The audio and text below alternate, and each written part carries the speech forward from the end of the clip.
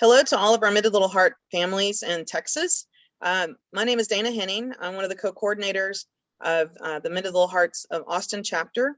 And I felt it was a good idea to get on and just kind of address some things as the variants of COVID have increased all over our state and over many states in the U.S. I'm not here to debate anything about that, but wanted to let you know that there are different options for your children for school.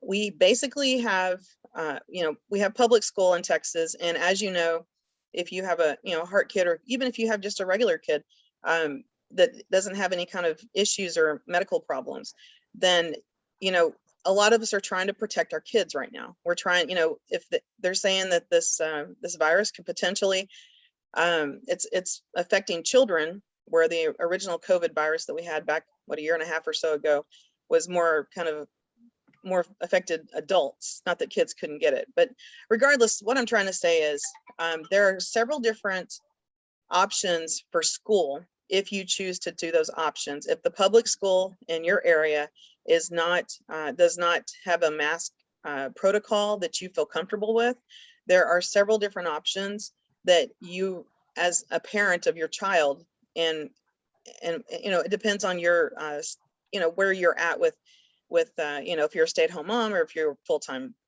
job, if you have a full-time job, if you work from home. There's lots of different variants that play into what is best for your children. And we're not here to try, I'm not telling you here I'm not trying to convince you that anything is better than anything else, but I thought it would be a good idea to give you guys some options, just in case just in case you didn't know about some of these things that I've learned about this summer.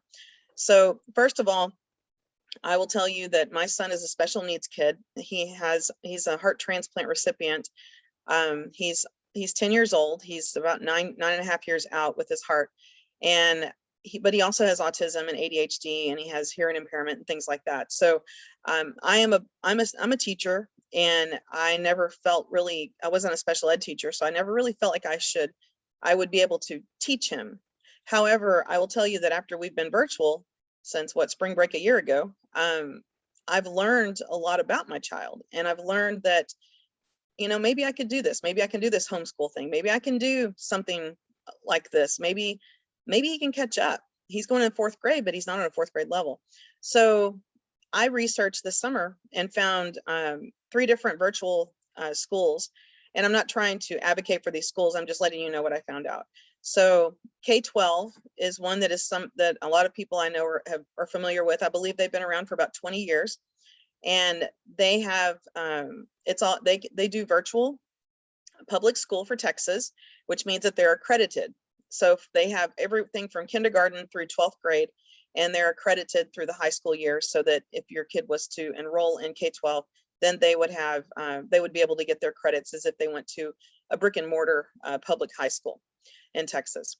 Also, there's another school another virtual school called Connections Academy. And that particular school is very much the same as K-12. The difference is they start at 3rd grade. So they do 3rd grade through 12th grade. Again, they're an accredited public school, okay, and it's virtual. What I have enrolled my son into is called Living Legacy Academy.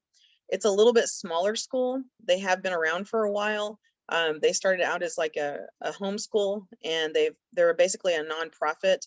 And the thing I liked about it for my son was that they're smaller than K-12, though they can still meet his needs. So, and without going into a lot of detail, I'll just tell you that that's the school that we chose for my son. Mostly, I was intrigued with the fact that he could get caught up in school and do it at his own pace. And that is true and indicative of K-12 also. I'm not sure about Connections Academy, but I know K-12 and Living Legacy Academy are 2 schools that basically the kid goes at their own pace and that sort of thing. So anyways, so I wanted to speak to those 3 schools just to let you know that there are virtual options. I will also tell you that the virtual options are filling up pretty quick, because a lot of people are just kind of scared right now and don't really know what to do. So these are things that I've researched, and I wanted to share them with you just in case you get into the school year and things get really bad and you decide to pull your kid from school. There are options.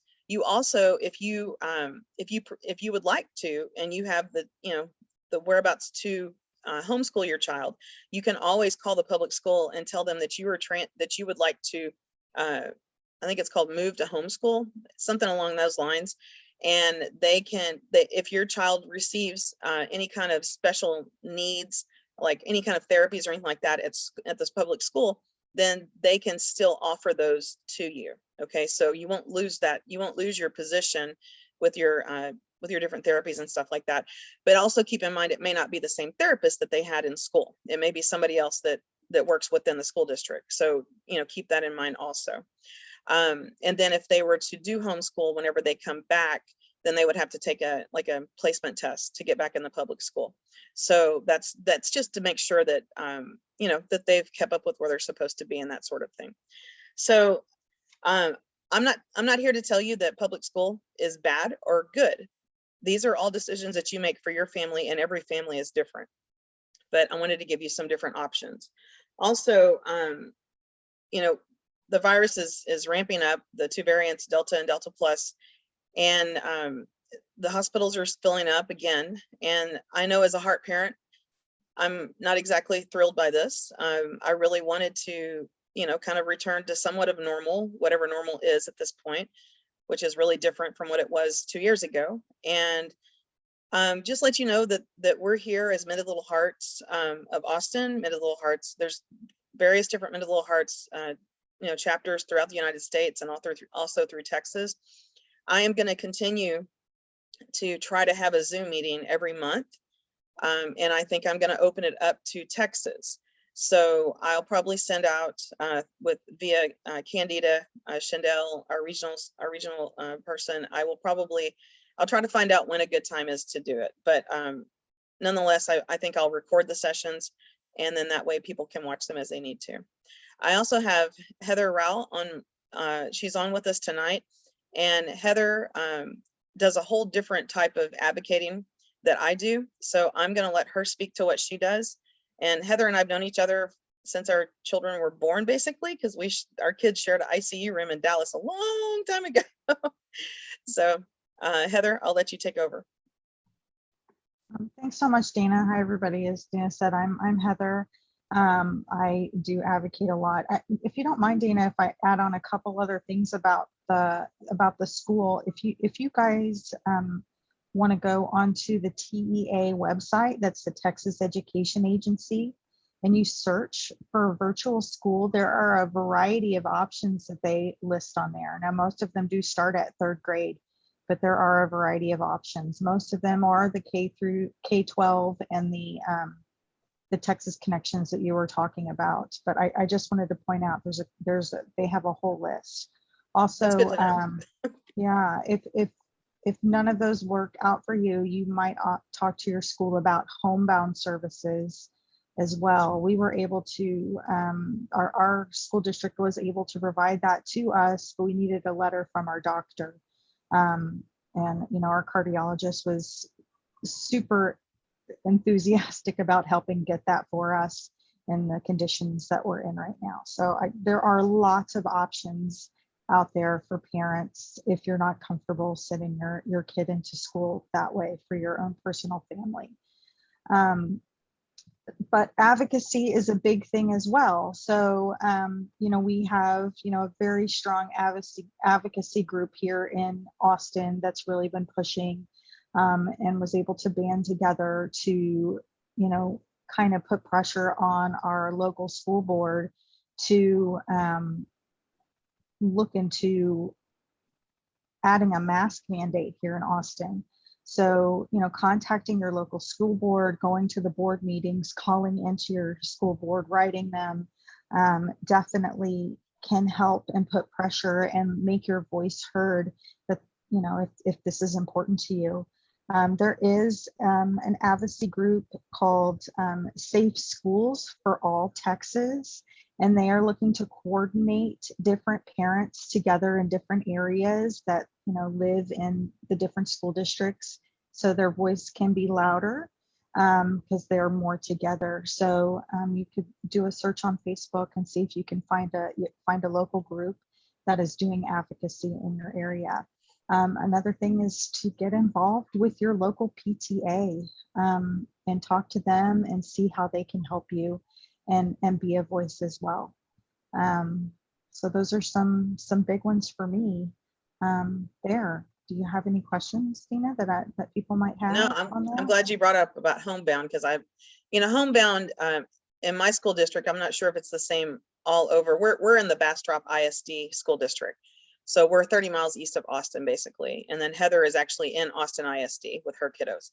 So I know that homebound was an option also for us. And it was, but basically what homebound is designed for is for children that can only handle no more than 4 hours of instruction a week. And I knew that didn't fit Evan, and I didn't really want anybody in my house. I'm very particular about who comes and goes out of my house, and I have been for a long time since this pandemic started. So the thought of somebody coming in to do homebound, and then possibly somebody else coming in to do like speech therapy and then occupational therapy and all of that, I was not very comfortable with. So, but it's definitely an option, another option. I'm glad Heather mentioned it. So, but basically, I'm here, we're on vacation this week, so happy vacation to us. We had to cancel our vacation, even though we have a camper and we were going to go down to South Padre Island for the week. But we just didn't want to take a chance on maybe a tire blowing out and us having to be face to face with anybody. And that's just our comfort level right now. Everybody's different. And I tell everybody, you do you. Everybody has different circumstances. And I think that as long as we're, well informed by our cardiologist, which that would be the first person I would go to, is your cardiologist, and say, okay, what is your recommendation? And it could change every day right now, just so that what they say today might be different from what they say a week from now.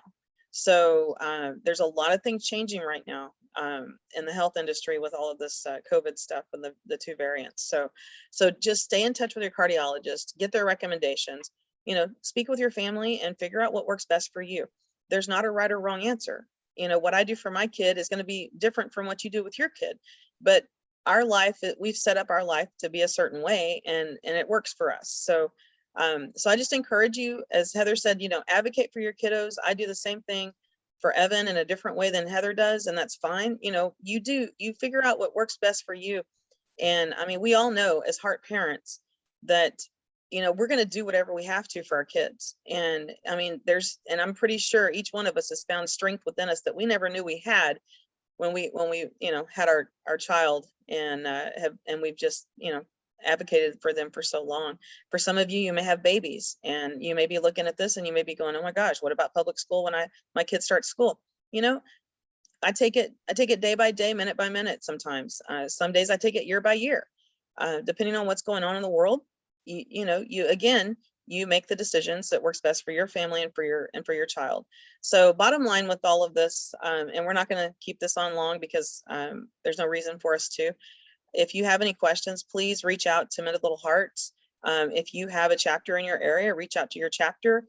If you have tried to reach out and nobody's getting back with you, you're welcome to reach out to me, and you're welcome to reach out to National. So, I will, I'm going to send this out so that it gets shared. And if you have any questions, I don't mind if you reach out to me, but just know I will get to you as soon as I can, because I have my family first and I take care of my family. And then I try to do all the other stuff that I like to do, which is volunteer. So there's that. Anyways, so thank you, Heather, for jumping on with me. And thank you, everybody that's, that's watching this. And hopefully there's something that, you can take from this. And if nothing else, maybe you can share it with somebody else that needs the information. So have a good night. Happy end of summer and beginning of school. It's always a busy, busy, busy time of the year for everybody to get back into a routine again and have to get up early and all that good stuff. So have a great start of your school year, and we will be back on hopefully next month and have another Zoom meeting. So thank you so much, and we'll say goodbye for now.